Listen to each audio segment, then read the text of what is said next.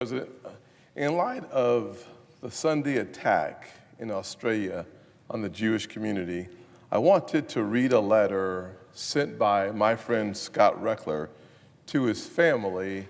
He is Jewish, in response to the Jewish community's pain and misery that they were feeling and experiencing. This is a real-time letter that he sent to his family on Sunday, and I thought it would be appropriate for us to hear these powerful words written to Scott's family.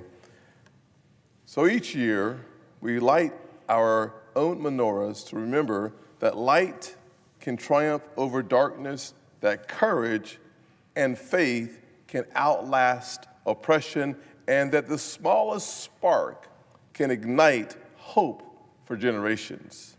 Tonight is the first night of Hanukkah.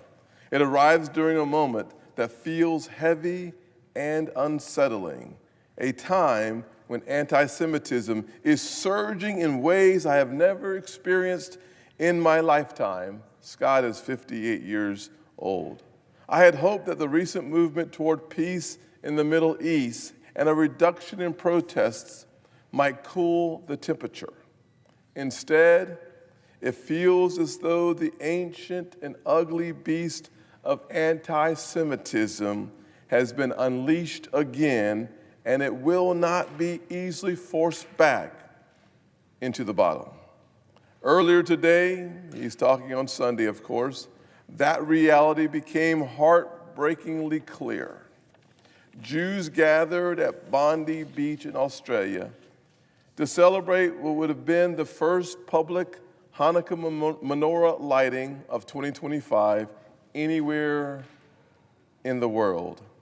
A moment meant to symbolize light, unity, and hope. Instead, it became a scene of unimaginable horror. Two armed men opened fire on the gathering. At least 11 people were killed simply for being Jewish. Dozens more were wounded, including police officers. One attacker was killed, the other apprehended, but none of that changes the devastation left behind. The pain is overwhelming. The shock, the sadness, the anger, all of it sits heavily. But history has taught us something essential. Our response matters just as much as our grief. The Jewish answer to darkness has never been retreat. It has always been light. Our response does not need to be loud or performative. It needs to be intentional, dignified, and deeply rooted in who we are. Let us take on an extra mitzvah in memory of our holy brothers and sisters who were murdered simply because they were Jewish. A small act of goodness, a moment of kindness, an affirmation of life. If I may suggest one simple but powerful act, tonight, when we gather with family and friends, let us be especially mindful as we light the Hanukkah menorah. The single candle we light on the first night represents more than tradition. It represents oneness. It represents resilience. It represents the unbroken chain of a people who refuse to let darkness define them. That small flame projects a message, quietly but unmistakably, that we are still here, that we are proud of who we are, and that we will continue unapologetically to share light with the world. Let us be who we are in the most beautiful way.